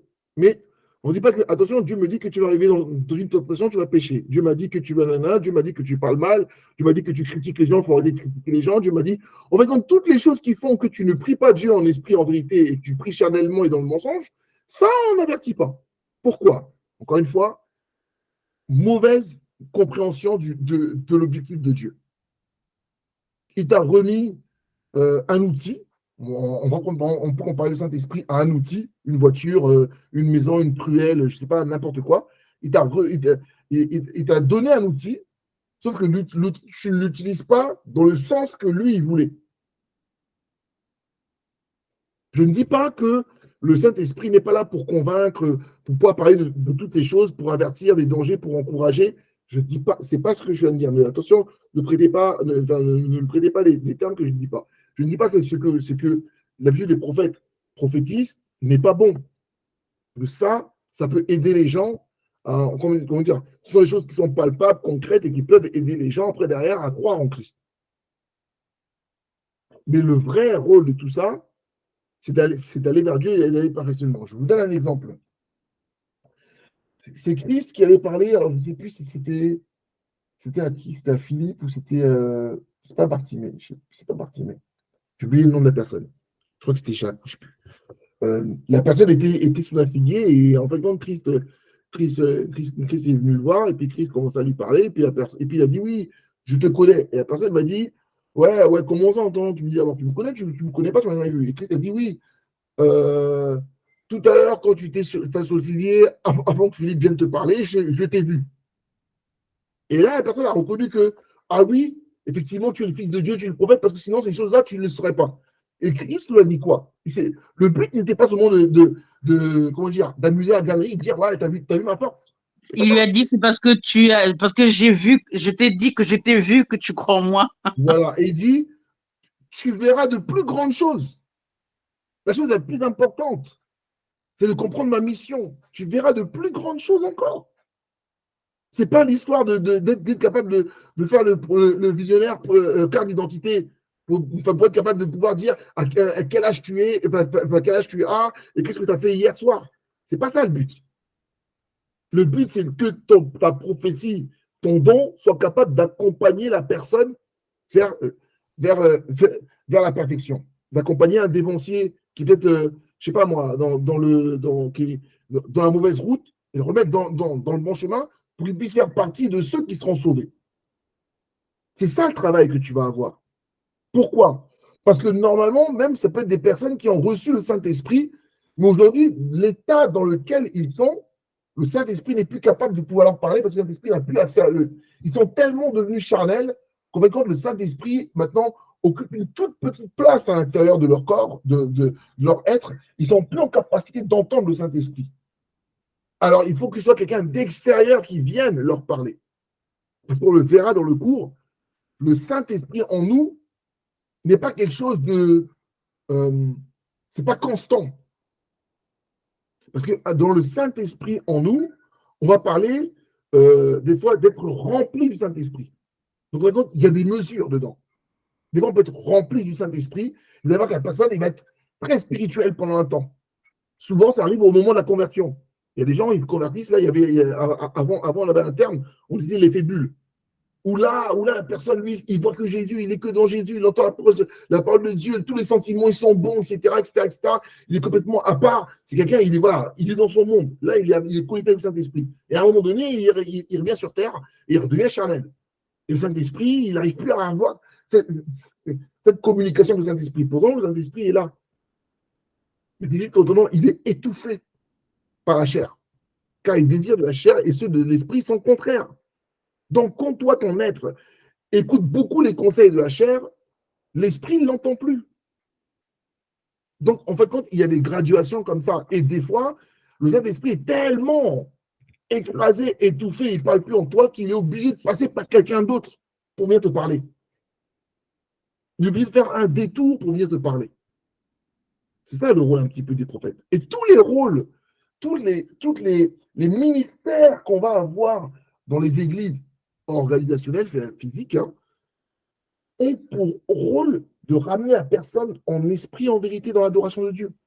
Pour qu'eux soient estampillés, catalogués, comme ceux qui feront partie de cette nouvelle vie éternelle, de cette vie céleste, qu'on a dit que c'est ceux qui feront le bien. Quand on parle de faire le bien, on ne parle pas de ceux qui vont donner des sandwichs aux gens dehors, ou ceux qui vont dépanner un frère, ou ceux qui vont, je sais pas moi, faire des collectes de sang. C'est pas de ça qu'on a à parler. C'est ceux qui sont parfaits dans tous les domaines.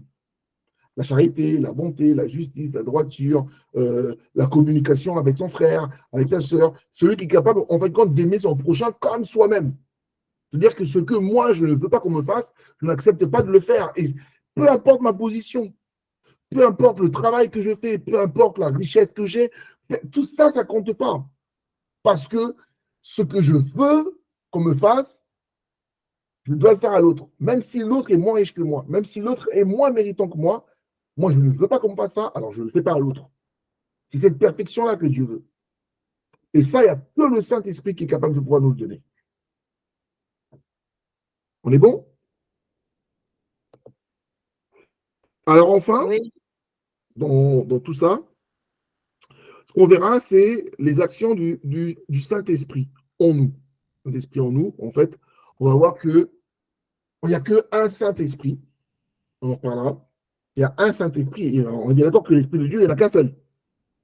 N'est-ce pas? Ou pas? Je ne sais pas. Oui, Oui. Oui, il n'y en a qu'un seul. Est-ce que vous êtes sûr? très sûr. Certaines? Certain, celui qui vient tout donner. Eh bien, c'est vrai, c'est faux. Je crois que tu nous avais dit qu'il y en avait 7. Ouais. Il y avait En fait, l'esprit. c'est vrai. Ah, les 7 esprits de Dieu, c'est ça que tu parles, Della? Alors, bah ouais. Alors, c'est vrai et c'est faux. Alors, vous avez dû comprendre pourquoi c'est vrai. Parce Mais que... c'est le seul Esprit Saint qui a des embranchements, non? Non, il n'a pas les embranchements. Alors, Il a des assistants. Non, il n'a pas des assistants. Il n'y a qu'un seul vrai esprit. Est-ce qu'il y a. Alors, il y a combien de dieux? Il n'y en a qu'un. Ah, c'est Je seul. crois qu'il y en a. Mais tu avais dit qu'il y a l'esprit de Dieu. Et il y a même l'esprit de. Je ne sais plus, je vais plus trop extrapoler parce que j'ai plus la certitude. Il y a l'esprit de Dieu, je crois. Et j'ai oublié un autre. On va arriver dans tout ça. Sur les identités du Saint-Esprit. La question que je vais poser, c'est est-ce qu'il y a un seul Dieu ou est-ce qu'il y a des dieux? Il y a un seul Dieu. C'est sûr? En fait, il y a Bah oui. Dieu le Père, Dieu le Fils et Dieu le Saint-Esprit. Mais Non, c'est un seul. On a parlé du Père, on avait bien vu qu'il n'y avait qu'un seul Dieu. On est d'accord? Oui. Ok, je vais vous donner un exemple. Quel est le nom de Dieu? Mais il a plusieurs noms. Je suis. Ah, parce qu'il s'appelle Dieu de la fécondité, Dieu de la. C'est ça que tu veux nous dire? Bah, Là, ouais, tu veux nous perturber là. C'est des noms différents. Hein. Je te Tu veux jure. nous perturber là. Est-ce que c'est bien des noms différents? Oui, mais c'est toujours la même personne qu'on parle. Mais oui, mais alors pourquoi tu cites des noms alors différents alors? Mais parce qu'en fait, c'est le Dieu de. Parce qu'il a plusieurs dons. C'est le Dieu de tout. Voilà. Voilà. En fait, en spiritualité, il y a la notion du un en tout, du tous en un. Vous en avez déjà parlé. En fait, ce qu'il y a, c'est que Dieu peut avoir, enfin, dans la spiritualité, souvent, les noms attraient au caractère que tu vas avoir et aux actions et aux missions que tu vas avoir. Par exemple, quand tu voyais dans Israël, quand l'autre là, Ésaü est sorti. Ésaü, on l'appelait Édam, je crois, hein, c'est ça. Hein. Parce que dedans, il y avait une signification. C'était le velu. Voilà. Et quand on te donne un nom, le nom va toujours correspondre à un caractère, à une spécificité, à une caractéristique, etc., etc., etc. Donc, Dieu, il est un et unique, mais en fonction de la situation, en fonction du caractère qui va intervenir, en fonction du don qui va intervenir ou de la spécificité, il va prendre un autre nom qui va correspondre comment dire, à un aspect de sa personne. Donc, quand on dit Jéhovah Sabaoth, ben, c'est le Dieu des armées. On invoque Dieu, mais dans sa dimension de guerrier. Ça reste Dieu. Mais là, c'est une dimension de guerrier. Il ne va pas agir de la même manière que le Jéhovah Shalom, le Dieu de paix. Ce n'est pas le même attribut. Donc, il va prendre un nom différent parce que tu vas t'adresser à une spécificité particulière. Et bien, le Saint-Esprit, c'est la même chose. Il suit ce même processus. Donc, il y a un seul Saint-Esprit. Mais on parle ensuite des 7 esprits de Dieu. Parce qu'en fonction de l'action, du caractère, de sa particularité, de sa spécificité, il va prendre un nom particulier. Donc, on va parler de l'esprit de grâce, l'esprit de vie, l'esprit d'adoption, l'esprit de sainteté, l'esprit de gloire, l'esprit de vérité et l'esprit de supplication. Toutes ces dimensions du Saint-Esprit vont agir à l'intérieur de toi, mais avec des missions, des rôles bien spécifiques et bien précis à des moments bien donnés. Donc, il va y avoir tout un processus. C'est un peu comme quand un chirurgien doit pratiquer une opération sur une personne. Et ben, au début, il va commencer par l'incision, puis après, derrière, il va prendre le truc, il va plomber, il va faire cela, etc., jusqu'à la fin, il va recoudre. Et ben, c'est pareil, le Saint-Esprit va agir comme ça sur nous. En nous, il va y avoir tout un processus de quand il va appliquer l'action de la croix sur nous, l'action de la nouvelle vie, c'est par une chirurgie spirituelle qui va se passer à l'intérieur de nous, en plusieurs étapes. Et ensuite, ce qu'il va faire, c'est qu'il va faire ensuite du maintien. À l'intérieur, de temps en temps, il va devoir un petit peu remettre encore de l'esprit de vérité, un peu de l'esprit de vie, un peu de ceci, cela. Voilà. C'est comme ça qu'il va fonctionner à l'intérieur de nous. Et le but, c'est de nous maintenir parfaits, de nous ramener à cette perfection-là, de nous guider, d'être notre tuteur, notre mentor, si on l'écoute. Donc ça, on va en parler. Voilà. Et puis après, on parlera des 7 dons de Dieu sur nous, enfin, sur nous, spécifiques à nous. Et ensuite, on va parler ensuite des 7 dons en fait, qui sont donnés pour le ministère et pour l'édification de l'Église. Et enfin, en dernière partie, on va parler, oui, de cette notion-là du tout en un, du un en tout, avec la personnification du Saint-Esprit, qui est le Saint-Esprit lui-même, l'Esprit de Dieu, l'Esprit de Jésus. On va essayer d'un peu de comprendre un petit peu tout ça. Ça vous va? Yes, Oui. ça va. Oui. Donc, c'est ça qui va nous occuper les prochaines semaines sur la partie cours. Un petit peu qu'on puisse rentrer dans tout ça. Et on va essayer pour que ça puisse s'ancrer un peu plus, on va essayer de mettre aussi la partie pratique autour de ces thématiques-là. Voilà. Est-ce que vous avez des questions?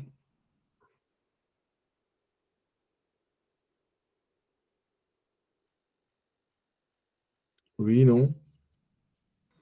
Quand Moi, est-ce que tu vas pouvoir mettre ce cours, s'il te plaît, sur la plateforme pour Je vais écouter? commencer là. Je vais le rédiger aussi, puis je vais commencer à le mettre bloc par bloc. Alors, l'idée, c'est que quand on fait un bloc, je mets la partie cours, le résumé du cours qui va avec, et les évaluations, enfin, et les QCM qui permettent de s'assurer qu'on a bien maîtrisé ce qui devait être dit. Et D'accord. pareil, sur les ateliers d'écriture, ce sera en lien avec tout ça, la notion du projet de Dieu, du salut, etc. Quand on fera nos ateliers d'écriture, ce sera en lien à tout ça.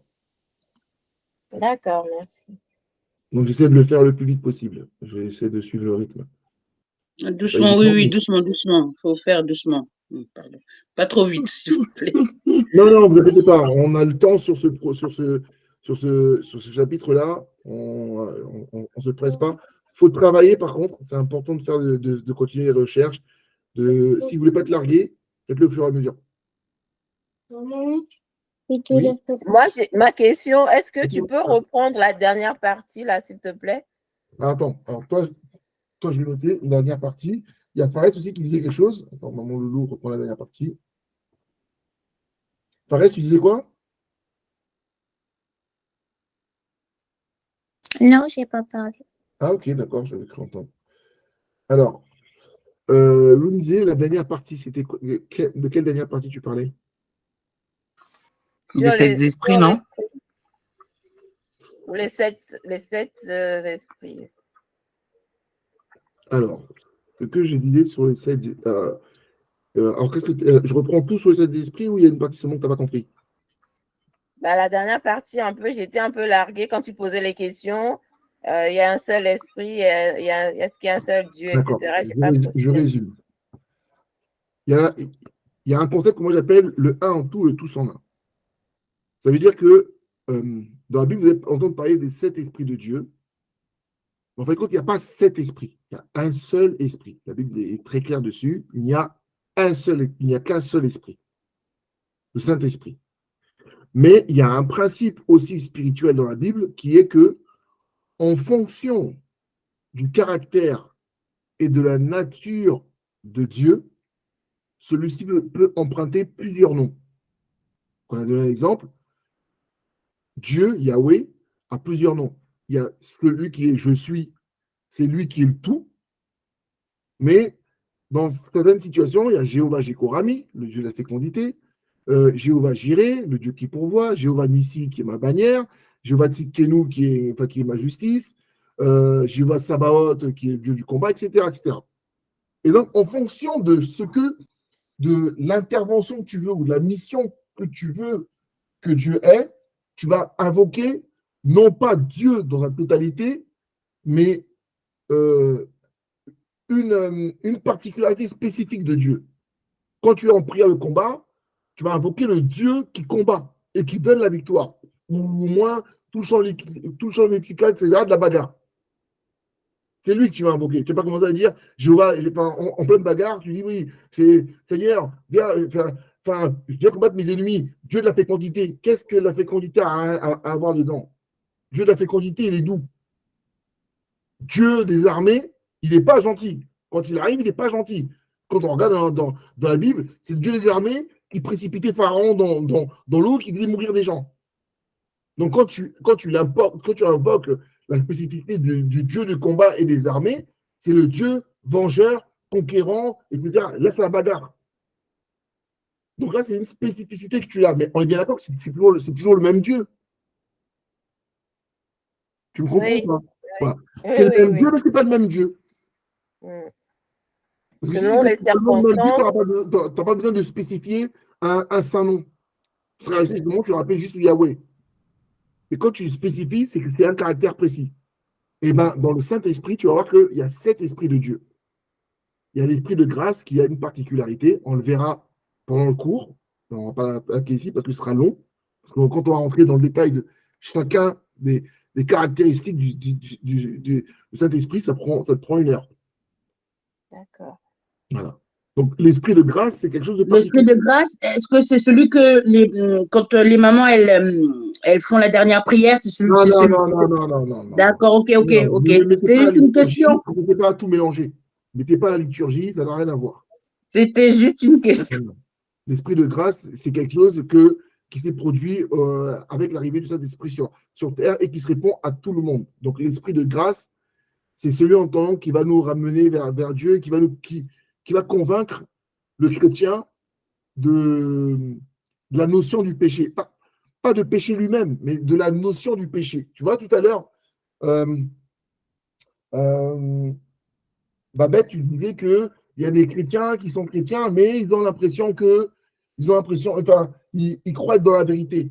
Oui, bon, déjà en tendance, ils sont chrétiens, déjà au moins ils ont la chance, c'est que le Saint-Esprit les a convaincus que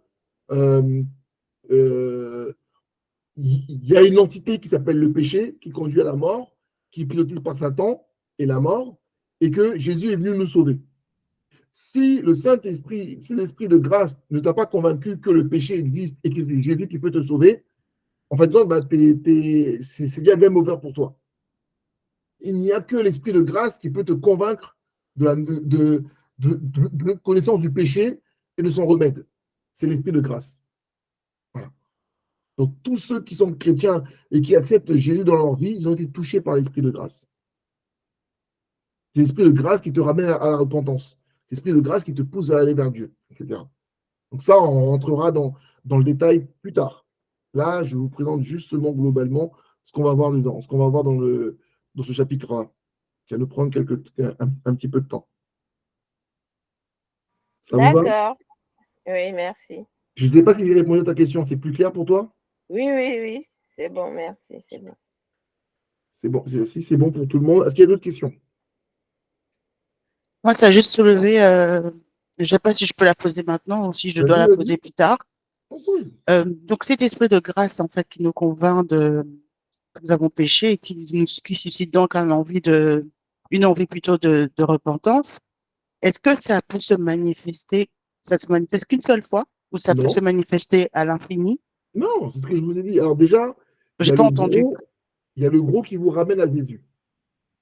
L'esprit de grâce qui vous ramène d'abord à Jésus.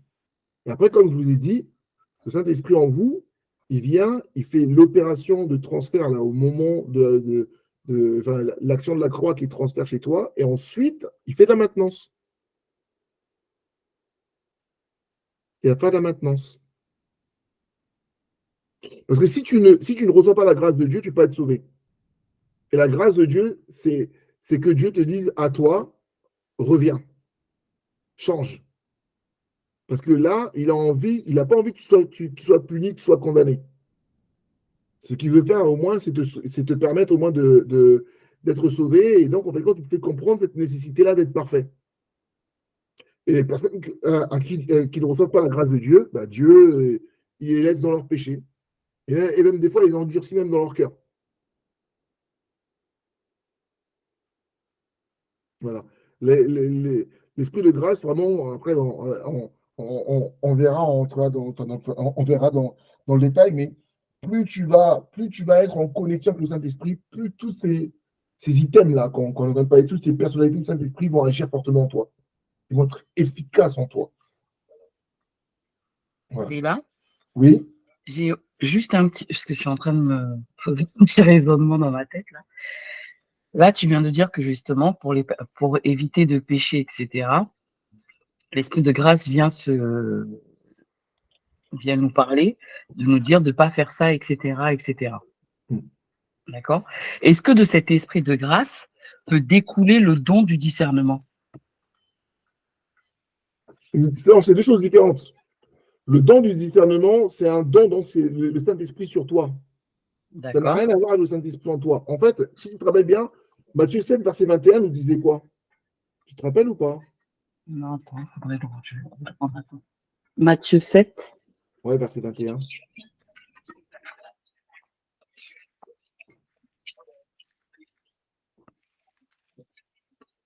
Alors, Matthieu 7, 15. Ceux qui me disent Seigneur, Seigneur, n'entreront pas tous dans le royaume des cieux, mais seulement celui qui fait la volonté de mon Père qui est dans les cieux. Oui. Et après, continue. Plusieurs me diront en ce jour, Seigneur, Seigneur, n'avons-nous pas prophétisé par ton nom? N'avons-nous pas chassé des démons par ton nom? Et n'avons-nous pas fait beaucoup de miracles par ton nom? Alors, je leur dirai ouvertement, je ne vous ai jamais connu, retirez-vous de moi, vous qui commettez l'iniquité. Tu es d'accord dedans qu'il y a des personnes qui peuvent exercer un ministère avec l'autorité de Jésus sans pour autant être sauvés, avoir reçu le Saint-Esprit en eux et avoir fonctionné dans le principe du Saint-Esprit. Oui, je suis d'accord, mais là, tu vois, ça me perturbe un petit peu là. C'est-à-dire? Parce que justement, en fait, je ne veux pas dire que Dieu il est injuste, hein. Mais je me dis, en fait, ça me fait peur, mais ça me perturbe un petit peu. Parce que je me dis, ok, il y a l'esprit de grâce. Et tout à l'heure, tu as bien dit que l'esprit de grâce n'était pas donné à tout le monde. Oui. Mais alors, pourquoi Dieu laisserait ces personnes, justement, continuer à avoir son autorité? Parce que quand même, il donne une autorité. C'est pas son autorité, hein. Regarde, là, quand tu lis le verset, il disait bien qu'ils ont fait toutes ces choses-là par le nom de Jésus. Oui, Donc, c'est le nom de Jésus qui fait le job. c'est ça. C'est pas le Saint-Esprit. Oui, en fait, voilà, mais il proclame le nom de Jésus. Oui, mais qu'est-ce qu'il avait dit d'Israël? Ce peuple m'honore du bout des lèvres, mais leur cœur est tourné vers quoi? Vers d'autres dieux, des faux dieux, là. Voilà. Il est tourné vers le mal. Mm. Dieu, ce qui compte, c'est pas ce que tu dis, hein. C'est ce que tu fais. C'est ce qui est en toi. Mhm. C'est pas que ce que tu fais. Parce qu'il y a des gens qui ont la duplicité, hein. Il y a des gens, par exemple, Oui, qui peuvent te montrer qu'ils font devant toi, tout se passe comme ça, etc. Mais en fait, à la finalité, ils font double je te donne pas d'exemple. double passe, quoi. Non, je vais te donner un exemple. Mhm. Je suis chrétien. Mhm. Je suis chrétien, je rentre dans une église. Mhm. Je donne beaucoup d'argent. Je donne pour la construction de l'œuvre de Dieu, je donne pour mes frères et sœurs, je dépanne et j'aide mes frères qui sont en difficulté. Je suis super généreux, je donne beaucoup de choses. Ouais. Mais pour ma tête à moi, je fais tout ça parce que c'est une grande église et que moi j'ai envie d'être reconnu dans l'église et être aux plus hautes fonctions. Donc, en fait, quand je donne, etc., etc., on dit Alléluia, ouais, c'est pour la gloire de Dieu, c'est pour l'œuvre de Dieu, etc. Mais à la base, je fais ça parce qu'en fin de compte, j'ai envie de me faire remarquer, j'ai envie de me faire mousser par les gens, et j'ai envie, en fin de compte, d'obtenir des hauts postes. Oui, je le fais pas pour des bonnes intentions, en fait. Mais pourtant, je le fais. Donc, si Dieu regardait que les actions, ben, en fin de compte, Dieu dirait, bah ouais, ben, il donne. Donc, en gros, Dieu serait berné. Sauf que Dieu, lui, regarde ce qui est à l'intérieur de toi quand tu donnes. Moi, j'avais un terme que j'utilisais, David Taillé rigolait souvent quand j'utilisais ça à l'époque. Sur les actions, je parlais de mobile. Quel est le mobile de la personne quand il fait telle ou telle action? Ou quand il dit telle ou telle phrase? Quel est le mobile des gens? Par exemple, il y a des gens qui sont des prissons égareurs, des faux instigateurs de paix. Je te donne un exemple. Je suis dans une église. Je vois un frère, justement. Il y a un frère qui croit bien faire, mais il fait mal. Et moi, je me porte en faux vis-à-vis de lui. En disant que ce que tu fais là, je ne suis pas d'accord avec toi, fais pas comme ça, etc. Je me porte en faux avec lui et on est au clash. Parce qu'en fin de compte, là, en entendant, je sais qu'il n'est pas dans la vérité. Et puis, il y a un autre qui vient, qui va l'encourager dedans, en disant ouais, non, mais non, attends, toi, tu es là, tu sers Dieu, lui, il n'est pas bien, lui, il n'est pas ceci, il n'est pas cela. L'autre derrière, là, il réconforte, hein, celui entendant qui n'est pas dans le bon chemin. Il le réconforte, il le soutient. Mais est-ce que derrière, l'action, l'intention est bonne? Et quelle est l'intention de celui entendant qui s'est porté en faux au départ? On pourrait croire que celui qui se porte en faux au départ, il s'oppose à l'autre et il veut le mal de l'autre. Mais si vous répondez à la situation, qui veut le bien, qui veut le mal de l'autre? Dans ce cas-là. C'est l'autre, là. Ben non, c'est le deuxième qui est en faux parce qu'il l'entraîne dans la perdition alors que le premier voulait juste le corriger pour être dans la perfection de Dieu. C'est pourquoi Dieu, lui, regarde le cœur. Il avait ça quand on choisissait David. Et que Samuel il choisissait les frères de David parce qu'ils étaient grands, ils ressemblaient à des rois. Il a dit non. Toi, tu regardes les yeux. Moi, je regarde le cœur. Parce que c'est du cœur, de l'émotion que viennent les actions. Donc, si ce qui est dedans est sincère, en fait, l'action derrière qu'il va y avoir, elle est sincère. Ce ne sera pas un semblant. Elle est vraiment sincère, l'action. Tu vois ce que je veux dire ou pas? Oui, oui. Donc Dieu, lui, ne regarde pas que ce que tu dis, ce que tu fais. Il regarde ce qui est à l'intérieur de toi. Oui, la profondeur de ton cœur, quoi. à l'intérieur de ton cœur. C'est pourquoi même aussi quand la Bible disait que quand les pharisiens, des fois, venaient questionner Jésus, ils venaient lui poser une question Hypocrite, là, il disait que lui, il lisait leur cœur, il savait très bien que c'était des questions qu'il posait pour le pour le piéger. piéger. Ouais. Mais pourtant, quand il venait le faire, il le faisait en mode style, Rabbi, viens nous enseigner, tu nous enseignes bien, moi j'ai une question pour toi. Comme n'importe qui posait des questions sur place. Mais lui, ça veut dire, sa question à lui là-bas, c'est piège. Hein. Voilà. Donc Dieu a cette capacité-là à voir. Mais tout ça, on va voir ça. Ok, merci. Les questions qui vont se susciter, on va répondre à toutes les questions au fur et à mesure, etc. Parce qu'il y a des processus qu'il faut comprendre. On comprenne des raisonnements globaux, généraux. Et après, vous allez voir que les choses ne seront plus en désordre dedans. Et tout à l'heure, tu as dit quelque chose, et je finis dessus, sur cette notion de. Parce que tu étais un peu perdu sur est-ce que le Saint-Esprit de grâce provoque le don du discernement. En fait, il ne faut pas comprendre des fruits et les dons.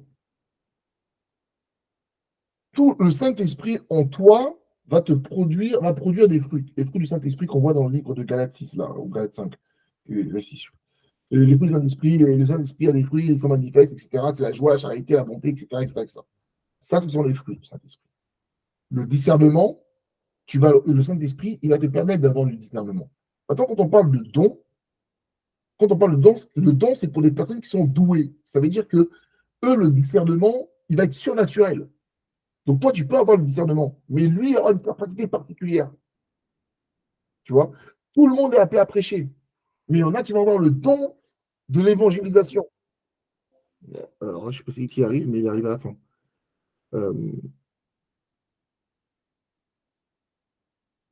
Donc, voilà. Donc, il y en a qui vont avoir le don, mais le don, en fait, voilà, quoi, le don ils auront un don particulier. C'est comme les prophètes. Tout le monde peut faire des songes. Mais c'est pas parce que tu as fait 3 songes que ça veut dire que tu es prophète. Tout le monde a la capacité à entendre la voix de Dieu. Mais il y en a qui vont recevoir un don, donc ils vont être particulièrement doués, surnaturellement doués. On va avoir des capacités particulières que d'autres n'ont pas. C'est pour ça qu'on parle du don. Il y a des gens qui vont recevoir le don d'intelligence. Mais ils vont avoir des capacités surnaturelles d'avoir le don d'intelligence. Alors, le don d'intelligence, ça n'a rien à voir avec l'intelligence d'Albert Einstein. Hein. Non, c'est le don, la capacité à pouvoir comprendre les choses de Dieu. Simplement, là où les autres ont du mal, lui, il arrive facilement, il se connecte, il comprend tout de suite les choses de Dieu, les choses du Saint-Esprit, les choses de la parole de Dieu, il comprend facilement le principe. On en parlera. Ça s'appelle un don. Le Saint-Esprit, il le distribue, non pas pour toi, mais pour l'édification de l'Église. C'est pour ça qu'à un moment donné, on va parler des dons, et les dons, ça va nous ramener sur les mines et les talents. Donc, sur cette notion de jugement dans l'œuvre, où on va te juger tes actions à toi, parce que le Saint-Esprit en toi t'a permis de faire des choses, et les actions que tu devais faire aussi en termes de mission, quand on dit mission, parce que tu as reçu le Saint-Esprit sur toi, pour les autres. Voilà. Pas d'autres questions? Moi, j'avais une question par rapport aux vrais adorateurs. Par rapport à la femme samaritaine, Jésus lui dit, vous adorez ce que vous ne connaissez pas. Et cette parole, ça m'a touchée parce que je me suis dit, mais que la femme samaritaine, elle adorait en fait. Oui, mais c'est ce qu'on a dit. On a dit tout à l'heure sur le vrai adorateur, on a parlé, c'est qu'on dit. Une fausse adoratrice en fait. Tu dis? C'était une fausse adoratrice. Oui. On avait parlé tout à l'heure, on avait dit que on avait parlé de différence, enfin, dans le mot, quand il a parlé des vrais adorateurs, si on parle de vrais adorateurs, c'est en opposition à des faux adorateurs. Donc le problème n'est pas d'adorer. Le problème est d'être dans la vérité par rapport à l'adoration. Donc par rapport à ce verset, si je comprends bien, c'est que l'une des clés pour adorer véritablement, en esprit et en vérité, c'est de connaître ce qu'on adore alors. Oui, mais c'est la connaissance par l'expérimentation. Donc, ça revient par le fait que c'est d'avoir reçu le Saint-Esprit. Parce qu'en fait, quand tu ne peux connaître, tu vas pouvoir expérimenter et connaître Jésus au travers du Saint-Esprit. Parce qu'on avait vu, quand ils avaient posé la question, on rentrera dans le détail les prochaines fois, mais quand les disciples disaient à Christ, montre-nous le Père. Quelle réponse il leur a donné? Celui que vous m'avez vu, Celui qui m'a vu a vu le Père. C'est tout. Celui qui m'a vu a vu le Père. Donc maintenant se demande, montre-moi le Christ. Qu'est-ce que je vais répondre? Enfin, qu'est-ce que le Saint-Esprit peut te répondre? Celui qui m'a vu, qui m'a ressenti, a ressenti le Père. Donc, si tu veux Celui qui m'a ressenti, le Saint-Esprit a ressenti le Père. Mais si tu veux ressentir le Christ, il faut que tu ressentes son esprit. C'est le Saint-Esprit qui va te conduire dans tout ce que Christ a dit. Le Saint-Esprit est le relais du Christ. Ok. Donc, celui qui ne reçoit pas le... parce que là, vous allez voir que quand on va voir l'histoire des sept esprits de Dieu, ça va nous emmener dans l'histoire du baptême, etc., etc. Il va y avoir des électrochocs. Hein. Il va y avoir des électrochocs. Il y en a qui vont pleurer. Il va y avoir des électrochocs parce qu'il y a plein de choses, il y a des fausses croyances. Et on va voir en disant Seigneur, pitié, parce que on croit beaucoup, il y a beaucoup de personnes qu'on croit qu'ils sont chrétiens et ils ne le sont pas. Ils ne le sont pas. Parce que l'opération chirurgicale de la transposition de l'œuvre de la croix dans leur vie n'a pas été faite ou n'a pas été achevée. Ou sinon, à un moment donné, comme on chasse les esprits impurs du corps, ils ont réussi aussi à chasser le Saint-Esprit d'eux. Ils ont fait une prière de délivrance du Saint-Esprit sur eux-mêmes. C'est faisable, hein, ça existe. Hein. Vous allez voir, hein, il y a des versets qui expliquent. Hein. Il y a des versets qui expliquent. Donc, on va rentrer dans ce truc-là et vous allez voir que tout est lié. Tout est lié. Tout est fait pour pouvoir tout va tendre vers cette notion d'être parfait. Être parfait. Et donc, pour ça, il faut être connecté avec le Saint-Esprit tous les jours, tous les jours, tous les jours, tous les jours, tous les jours.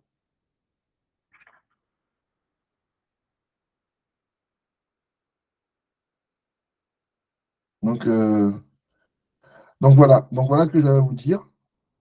Si ça vous va, on va s'arrêter là aujourd'hui. On a fait nos 2 heures. Hein. C'était que l'introduction. On est sur l'introduction de ce qu'on va voir. Que Dieu nous bénisse, nous fortifie. On va pouvoir remercier et prier et nous séparer ensuite par la suite. Je vais arrêter l'enregistrement.